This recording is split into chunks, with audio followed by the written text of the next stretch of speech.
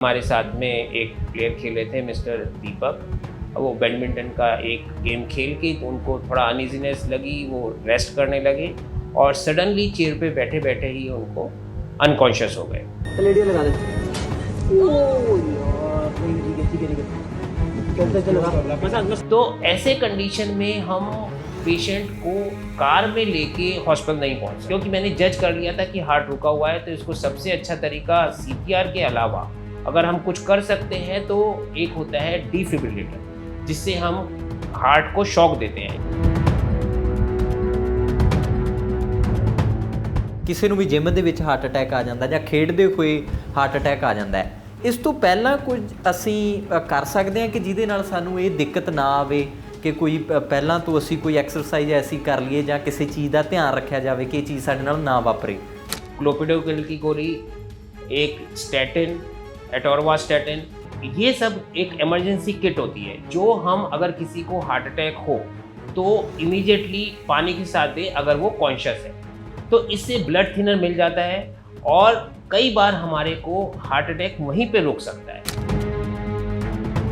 Heavy एग्रेशनल sports होते हैं, उनमें जैसे लॉन टेनिस है, बैडमिंटन है, स्विमिंग है, मैराथन रनर्स हैं, लॉन्ग डिस्टेंस साइकिल राइडर्स हैं, इन लोगों को अपना एक प्रिवेंटिव कार्डियक चेकअप कराना चाहिए। ਜੇ ਇਨਸਾਨ ਕਿਤੇ ਬਾਹਰ ਜਾ ਰਿਹਾ ਹੈ ਸਪੋਜ਼ ਕਰੋ, ਤਾਂ ਐਮਰਜੈਂਸੀ ਉਹਦੇ ਕੋਲ ਕੋਈ ਦਵਾਈ ਹੋਣੀ ਚਾਹੀਦੀ ਹੈ, ਕੁਝ ਸੁਜੈਸਟ ਕਰਦੇ ਹੋ? ਇੱਕ ਸਰ ਤੁਸੀਂ ਵੀ ਸ਼ਾਇਦ ਸੁਣਿਆ ਹੋਊਗਾ, ਕਹਿੰਦੇ ਕਿ ਜਦੋਂ ਕਿਸੇ ਨੂੰ ਹਾਰਟ ਅਟੈਕ ਆਉਣ ਲੱਗੇ ਤਾਂ ਅਫੀਮ ਦੇ ਦਿਓ, ਜਾਂ ਪੈਰਾਲਾਈਜ਼ ਹੋਣ ਲੱਗੇ ਤਾਂ ਅਫੀਮ ਦੇ ਦਿਓ, ਸਡਨ ਰੁਕ ਜਾਂਦਾ ਹੈ। ਮੈਂ ਇਹਦੇ ਤੇ ਤੁਹਾਡੀ ਪ੍ਰਤੀਕਿਰਿਆ ਪੁੱਛੂੰਗਾ ਕਿ ਕੀ ਇਹ ਸਰ ਠੀਕ ਹੈਗਾ? ਅਫੀਮ ਕੰਮ ਕਰ ਜਾਂਦੀ ਹੈ ਜੇ ਕਿਸੇ ਕੋਲ ਹੋਵੇ ਤਾਂ? ਕੋਈ ਨਹੀਂ ਬਾਤ ਸਾਫ਼ ਕਰ ਲਈ। एम्बुलेंस मंगवाओ जा। ਦੈਨਿਕ ਸਵੇਰਾ ਟੀਵੀ ਤੇ ਤੁਹਾਡਾ ਸਵਾਗਤ। ਮੈਂ ਹਾਂ ਜਸਪਾਲ ਸਿੰਘ ਸੰਧੂ। ਅਕਸਰ ਹੀ ਤੁਸੀਂ ਸੁਣਦੇ ਹੋ ਕਿ ਡਾਕਟਰ ਜਿਹੜੇ ਆ ਨਾ ਉਹ ਰੱਬ ਦਾ ਰੂਪ ਹੁੰਦੇ ਆ, ਕਿਉਂਕਿ ਜ਼ਿੰਦਗੀ ਜੇਕਰ ਦੇਣ ਵਾਲਾ ਪ੍ਰਮਾਤਮਾ ਹੈ ਤਾਂ ਬਚਾਉਣ ਵਾਲਾ ਡਾਕਟਰ ਹੁੰਦਾ ਹੈ। ਸੋ ਇੱਕ ਕਹਾਵਤ ਜਿਹੜੀ ਹੈ, ਗੱਲ ਜਿਹੜੀ ਹੈ, ਇੱਕ ਵਾਰ ਫਿਰ ਤੋਂ ਸੱਚ ਹੁੰਦੀ ਦਿਖਾਈ ਦਿੱਤੀ ਹੈ। ਤੁਸੀਂ ਬੀਤੇ ਕੱਲ ਤੋਂ ਇੱਕ ਸੋਸ਼ਲ ਮੀਡੀਆ ਤੇ, ਇੰਸਟਾ ਤੇ, ਫੇਸਬੁੱਕ ਤੇ ਇੱਕ ਰੀਲ ਦੇਖ ਰਹੇ ਹੋ ਕਿ ਬੈਡਮਿੰਟਨ ਖੇਡਦੇ ਹੋਏ ਵਿਅਕਤੀ ਨੂੰ ਹਾਰਟ ਅਟੈਕ ਆ ਜਾਂਦਾ ਹੈ ਤਾਂ ਉੱਥੇ ਹੀ ਇੱਕ ਡਾਕਟਰ ਦੇ ਵੱਲੋਂ CPR ਦੇ ਕੇ ਤੇ ਉਸ ਦੀ ਜਾਨ ਬਚਾਈ ਜਾਂਦੀ ਹੈ।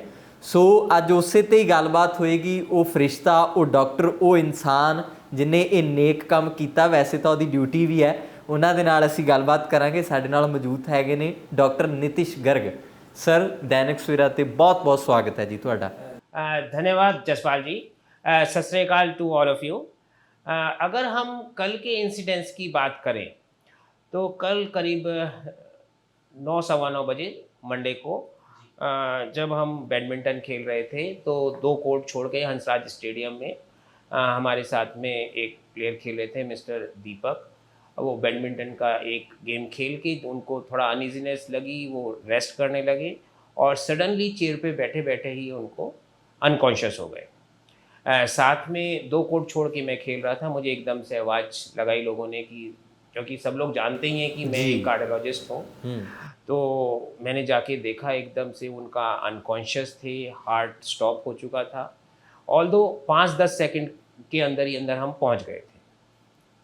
इमीडिएटली मैंने देखा तो इसको हम बोलते हैं सडन कार्डियक अरेस्ट। तो एकदम फ्लोर पे लेटा के और कार्डियक रिससिटेशन किया, जिसको CPR हम जनरल भाषा में समझते हैं। अनफॉर्चुनेटली इनिशियली हमने कंटिन्यूड CPR के बाद भी उनका हार्ट रेट स्टार्ट नहीं हुआ। जो हमारे साथ में 2-3 लोग और थे, उन्होंने सबने मिल के जो CPR प्रोटोकॉल के हिसाब से हम मैनेज करने की कोशिश की। डॉक्टर पीयूष भी थे और 2-3 लोग थे, जैसे जनरल पब्लिक में भी हम CPR कर सकते हैं, लेकिन उसके बावजूद भी हार्ट स्टार्ट नहीं हो रहा था। बीच में कॉन्शियस हो जाते थे, क्योंकि जैसे ही कार्डियक मसाज करके ब्लड पहुंचता था ब्रेन को, लेकिन जैसे ही रोका जाता था तो एकदम से वो वापस आके फेर लेते जी। तो ऐसे कंडीशन में हम पेशेंट को कार में लेके हॉस्पिटल नहीं पहुंच सकते। सबसे बड़ी दिक्कत ये है, क्योंकि CPR अगर हमने 2-4 मिनट के लिए भी बंद कर दिया, ब्रेन को ऑक्सीजन पहुंचनी कम हो गई तो ब्रेन डेड हो जाता है। ठीक है। तो तो ये हम लोग सब बात कर रहे थे, तो मैंने कहा इमीडिएटली हॉस्पिटल से एक एम्बुलेंस और एक, क्योंकि मैंने जज कर लिया था कि हार्ट रुका हुआ है, तो इसको सबसे अच्छा तरीका सीपीआर के अलावा अगर हम कुछ कर सकते हैं तो एक होता है डिफिब्रिलेटर, जिससे हम हार्ट को शॉक देते हैं, या आप ठीक सब है। लोगों ने पिक्चरों में, जी, टीवी जी। सीरियल्स में देखा ही होगा।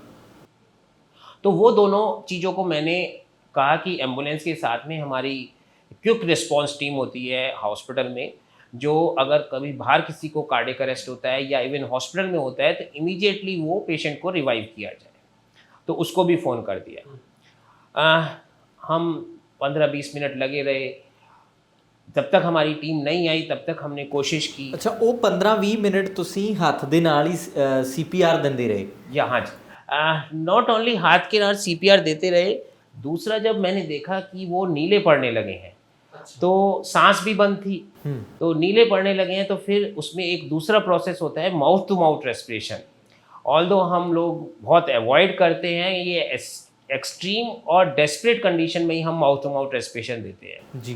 तो इनको फिर मैंने माउथ टू माउथ रेस्पिरेशन भी दिया। माउथ टू माउथ रेस्पिरेशन देने से इनका नीलापन कुछ कम हुआ, जिसको हम बोलते हैं मुंह से सांस देना। जी। तो अपने मुंह की सांस इनके लंग्स में प्रेशर से देना एक टिपिकल चीज़ होती है, वो एक एक्सपर्ट ही कर सकता है।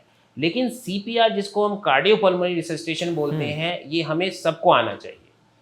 और बाय द टाइम 15-20 मिनट्स हो गए थे, फिर भी हम हार्ट को स्टार्ट नहीं कर पाए, लेकिन हमने इस सीपीआर से उनका ब्रेन डेड होने से, ब्रेन डैमेज होने से बचा लिया था। फिर हमने कार्डियोजेनिक शॉक दिया वहीं पे हंसराज स्टेडियम में, कोर्ट के ऊपर। अगर आप वीडियो में देखो तो कोर्ट की ग्रीन जो मैट होती है वो भी लगी हुई है, साथ में प्लेयर्स जो है, इवन रैकेट लेके प्लेयर्स खड़े हुए थे, 20-25 लोग वहाँ चारों ओर थे, क्योंकि बड़ी एक पैनिक कंडीशन हो गई थी। फॉर्चुनेटली जब हमने 2 शॉक दिए तो उनका हार्ट रीस्टार्ट हो गया। इमरजेंसी मेडिसिन्स दी हमने, आईवी कैनुला लगा के, जैसे हमारी टीम आ गई थी फिर तो हमें थोड़ा सा बेटरमेंट हो गया था जी। फिर उससे इनका हार्ट चल पड़ा, ब्लड प्रेशर आया, तो इमीडिएटली एम्बुलेंस में हमने इनको शिफ्ट करके गुरु नानक मिशन चौक पे कार्डिनोवा हॉस्पिटल है हमारा, तो यहाँ से हंसराज स्टेडियम से 2-3 मिनट का ही डिस्टेंस है। इमीडिएटली हमने वहाँ शिफ्ट किया और फिर फर्दर जो इनका कार्डियक ट्रीटमेंट होना था वो किया। ਅੱਛਾ, ਬਹੁਤ ਸਾਰੀਆਂ ਚੀਜ਼ਾਂ ਸਰ ਇਹ ਤਾਂ ਤੁਹਾਡੇ ਨਾਲ ਵਾਪਰ ਗਿਆ ਹਨਾ, ਤੁਸੀਂ ਉੱਥੇ ਖੇਡ ਰਹੇ ਸੀ। ਬਹੁਤ ਸਾਰੀਆਂ ਵੀਡੀਓਜ਼ ਅਸੀਂ ਐਸੀਆਂ ਦੇਖ ਰਹੇ ਹਾਂ ਜਿਮ ਦੇ ਵਿੱਚ ਨੌਜਵਾਨਾਂ ਨੂੰ ਆ ਜਾਂਦਾ, ਜਾਂ ਕਿਸੇ ਨੂੰ ਵੀ ਜਿਮ ਦੇ ਵਿੱਚ ਹਾਰਟ ਅਟੈਕ ਆ ਜਾਂਦਾ, ਜਾਂ ਖੇਡਦੇ ਹੋਏ ਹਾਰਟ ਅਟੈਕ ਆ ਜਾਂਦਾ ਹੈ। ਸਡਨ ਰਿਸਪੌਂਸ ਤਾਂ ਠੀਕ ਹੈ, ਦਿੱਤਾ ਜਾਂਦਾ ਹੈ, ਪਰ ਇਸ ਤੋਂ ਪਹਿਲਾਂ ਕੀ ਕੋਈ ਸਟੈਪ ਹੈਗਾ ਕਿ ਅਸੀਂ ਮੰਨ ਲਓ ਕਸਰਤ ਕਰਨੀ ਹੈ ਜਾਂ ਜਿੱਥੇ ਪਤਾ ਹੈ ਸਾਡਾ ਹਾਰਟ ਰੇਟ ਵੱਧ ਜਾਣਾ ਹੈ, ਸਪੋਜ਼ ਕੋਈ ਐਕਸਰਸਾਈਜ਼ ਹੈ, ਕੋਈ ਜਿਮ ਦੇ ਵਿੱਚ ਹੈ ਜਾਂ ਗਰਾਊਂਡ ਦੇ ਵਿੱਚ ਹੈ, ਇਸ ਤੋਂ ਪਹਿਲਾਂ ਕੁਝ ਅਸੀਂ ਕਰ ਸਕਦੇ ਹਾਂ ਕਿ ਜਿਹਦੇ ਨਾਲ ਸਾਨੂੰ ਇਹ ਦਿੱਕਤ ਨਾ ਆਵੇ, ਕਿ ਕੋਈ ਪਹਿਲਾਂ ਤੋਂ ਅਸੀਂ ਕੋਈ ਐਕਸਰਸਾइज ऐसी कर लिए ਜਾਂ ਕਿਸੇ ਚੀਜ਼ ਦਾ ਧਿਆਨ ਰੱਖਿਆ ਜਾਵੇ ਕਿ ਇਹ ਚੀਜ਼ ਸਾਡੇ ਨਾਲ ਨਾ ਵਾਪਰੇ? अच्छा, यहाँ मैं एक चीज़ और मेंशन करना चाहूँगा कि हमने हंसराज स्टेडियम में जो बड़ा जनरल पब्लिक के लिए, जिम के लिए या मॉल्स के लिए जहाँ पे ऐसे कार्डियक इवेंट हो सकते हैं, उसके लिए हमने पिछले 2 साल से एक इमरजेंसी किट रखी हुई है। इमरजेंसी किट में हमने ब्लड थिनर, जिसको हम क्लोपिडोग्रिल और एस्प्रिन बोलते हैं, डिस्प्रिन की गोली, क्लोपिडोग्रिल की गोली, एक स्टैटिन, एटोरवास्टैटिन, ये सब एक इमरजेंसी किट होती है जो हम अगर किसी को हार्ट अटैक हो तो इमीडिएटली पानी के साथ दें अगर वो कॉन्शियस है, तो इससे ब्लड थिनर मिल जाता है और कई बार हमारे को हार्ट अटैक वहीं पे रुक सकता है। तो यह तो एक ज़रूरी चीज़ है जो सब जिम में, पब्लिक प्लेसेस में इस टाइप की किट होनी चाहिए, जो हंसराज स्टेडियम में अवेलेबल थी। हमने इमीडिएटली जब इनको फर्स्ट रिस्पांस हुआ तो मैंने सबसे पहले यही कहा कि वो इमरजेंसी किट मंगाई जाए। इमरजेंसी किट आ गई, वो इमीडिएटली वहीं पे अवेलेबल थी और हमने इनको दी। तो एक पॉइंट तो ये है।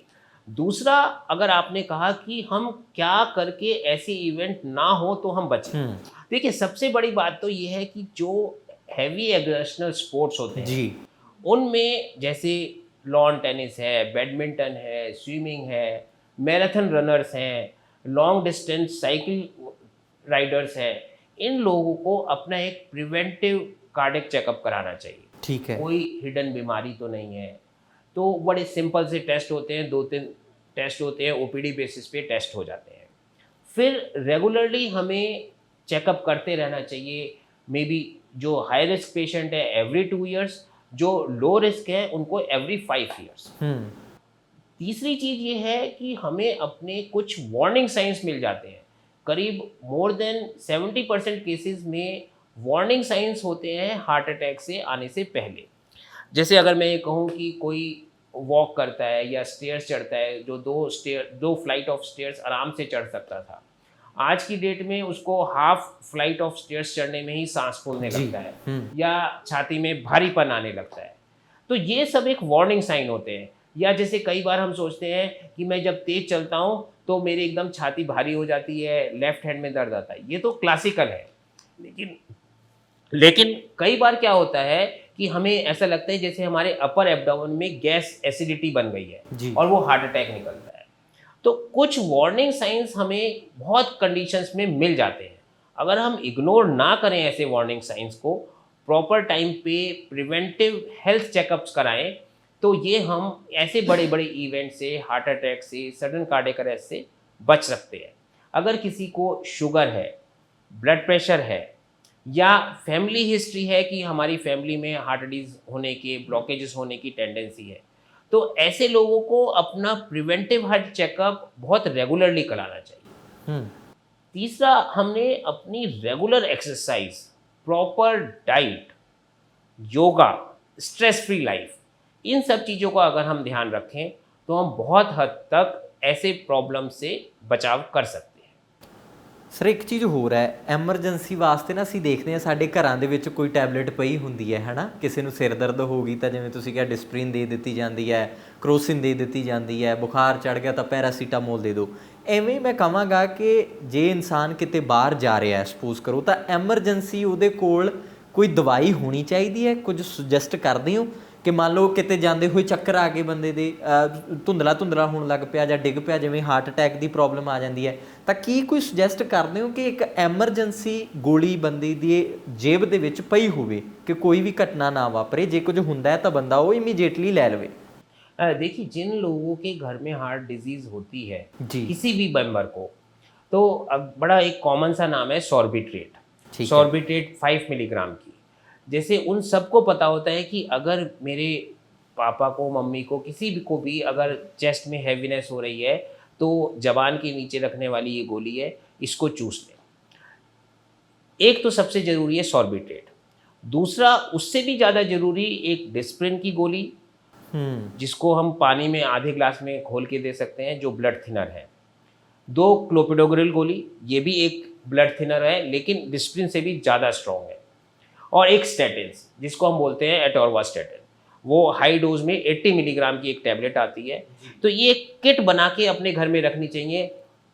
5-10 रुपए की चीज़ें हैं, इनको अगर आप घर में रखें और अगर किसी को इवेंट हो, इवन कहीं ट्रैवल कर रहे हैं, तो अपने बैग में 4 गोलियां रखने में कोई नुकसान नहीं है। तो ये छोटी छोटी सी बातें हैं जिनको अगर हम अपनी रोज़मर्रा में अवेयरनेस में लाएं तो हम बहुत सारी जिंदगियां बचा सकते हैं।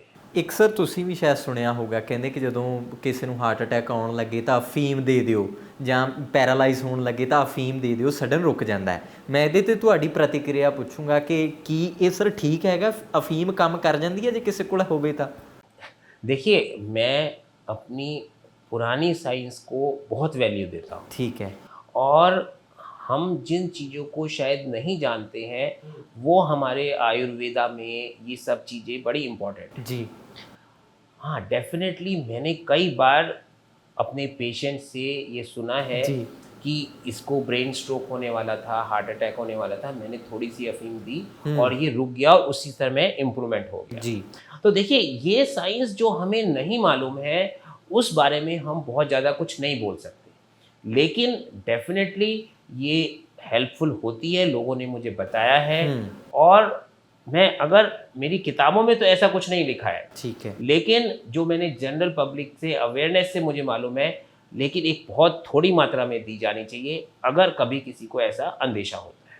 ਅੱਛਾ ਸਰ, ਜਦੋਂ ਇਹ ਇਨਸੀਡੈਂਟ ਹੋਇਆ ਤਾਂ ਤੁਹਾਨੂੰ ਤਾਂ ਬਹੁਤ ਸਾਰੇ ਮੈਸੇਜ ਆਏ ਹੋਣੇ ਆ, ਹੈ ਨਾ, ਕਿ ਤੁਸੀਂ ਬਹੁਤ ਵਧੀਆ ਕੀਤਾ ਹੈ, ਤਾਂ ਉਹ ਕਿਵੇਂ ਸਾਰਾ ਹੁਣ ਚੱਲ ਰਿਹਾ ਸਿਸਟਮ? ਬਹੁਤ ਸਾਰੇ ਲੋਕ ਤੁਹਾਨੂੰ ਮਿਲਣਾ ਵੀ ਚਾਹੁੰਦੇ ਹੋਣੇ ਆ, ਫੋਨ ਵੀ ਕਰ ਰਹੇ ਹੋਣੇ ਆ ਕਿ ਡਾਕਟਰ ਸਾਹਿਬ ਸ਼ੁਕਰੀਆ ਤੁਹਾਡਾ, ਤੁਸੀਂ ਤਾਂ ਰੱਬ ਬਣ ਕੇ ਬੋੜੇ ਹੋ। ਉਹ ਫੈਮਿਲੀ ਦਾ ਕਿਵੇਂ ਆ? ਜਿਹੜੇ ਦੀਪਕ ਪੁਜਾਰਾ ਜੀ ਸੀ ਜਿਨ੍ਹਾਂ ਦੇ ਨਾਲ ਇਹ ਘਟਨਾ ਵਾਪਰੀ, ਉਹਨਾਂ ਨੇ ਕਿਵੇਂ रिस्पॉन्ड किया, उन्होंने फैमिली ने किवें रिस्पॉन्ड किया?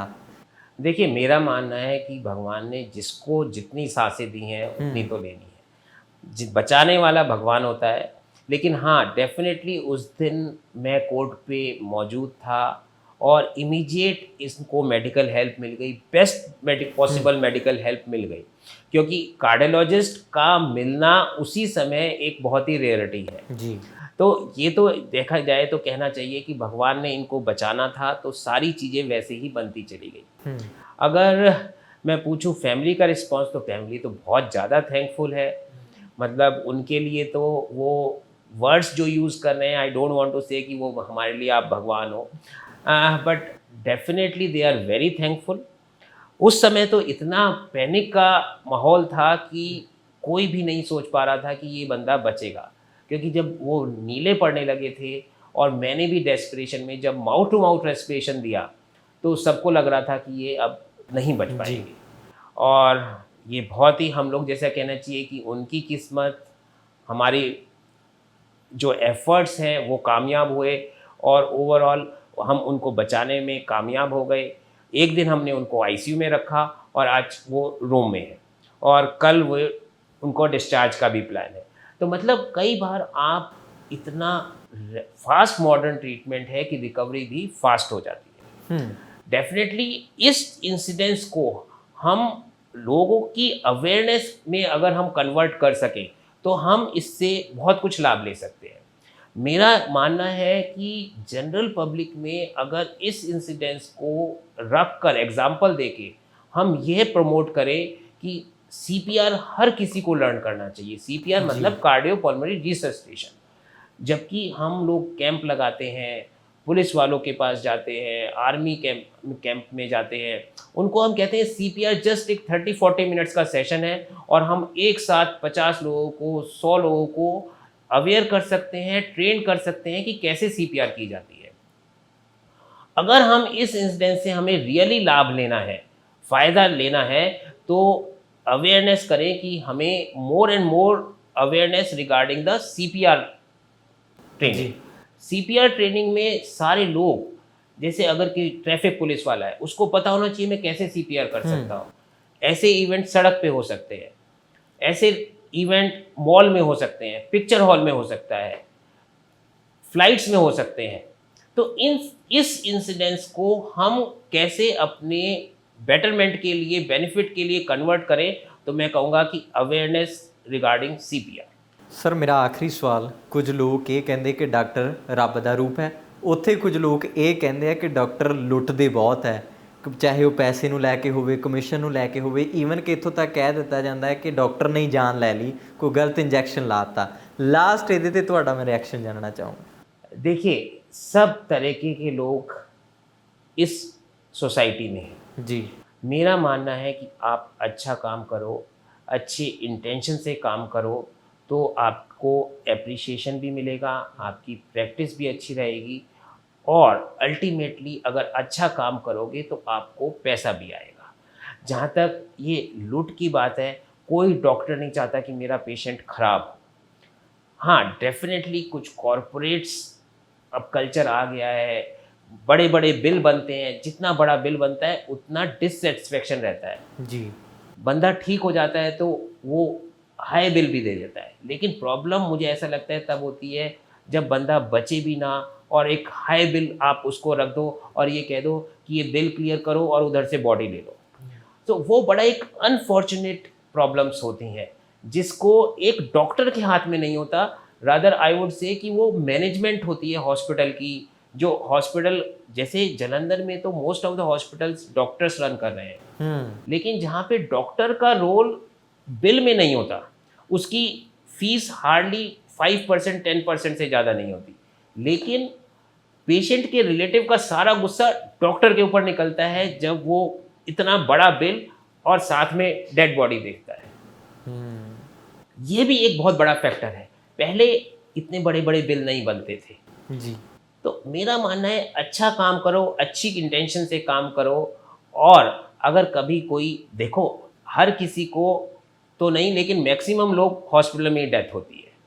अगर हम अपने आप को उस कंपनसेटेड ग्राउंड से ट्रीट करें और अगर किसी की डेथ हो जाए तो फाइनेंशियली भी हम उसकी पैसे की तरफ ना भागें, तो मोस्ट ऑफ द सिचुएशन में ऐसी ट्रबल्स नहीं होती, ऐसे कमेंट्स नहीं सुनने को मिलते हैं। हमने तो ऐसा भी देखा है कि पेशेंट डेथ हो गया फिर भी थैंक्स बोल के गया। तो हर तरीके के लोग हैं। ओवरऑल सोसाइटी हमारी कैसी है, मोरल्स सबके डाउन है। अगर हम इसी सोसाइटी में डॉक्टर है, इसी सोसाइटी में बड़े बड़े नेता हैं, इसी सोसाइटी में इंजीनियर्स हैं, इसी सोसाइटी में सिविल सर्जन, सिविल सर्वेंट्स हैं, तो ये कहना, एक पिन पॉइंट कहना कि डॉक्टर्स ही खराब है, मैं इस चीज़ को एक्सेप्ट नहीं कर सकता। ਠੀਕ ਹੈ ਸਰ, ਬਹੁਤ ਬਹੁਤ ਸ਼ੁਕਰੀਆ। ਅਸੀਂ ਤੁਹਾਨੂੰ ਸਲੂਟ ਕਰਦੇ ਹਾਂ। ਤੁਸੀਂ ਤਾਂ ਵੈਸੇ ਹੀ ਰੋਜ਼ ਹੀ ਇਹ ਪੁੰਨ ਦਾ ਕੰਮ ਕਰਦੇ ਹੋ, ਲੋਕਾਂ ਦੀ ਜਾਨ ਬਚਾਉਂਦੇ ਹੋ, ਪਰ ਇਸ ਹਾਦਸੇ ਲਈ ਵੀ ਤੁਹਾਨੂੰ ਬਹੁਤ ਬਹੁਤ ਦਿਲੋਂ ਸਲੂਟ ਆ। Thank you so much sir, time ਦੇਣ ਦੇ ਲਈ ਬਹੁਤ ਬਹੁਤ ਧੰਨਵਾਦ। Thank you Jaspal ji, thank you to all of you, thank you.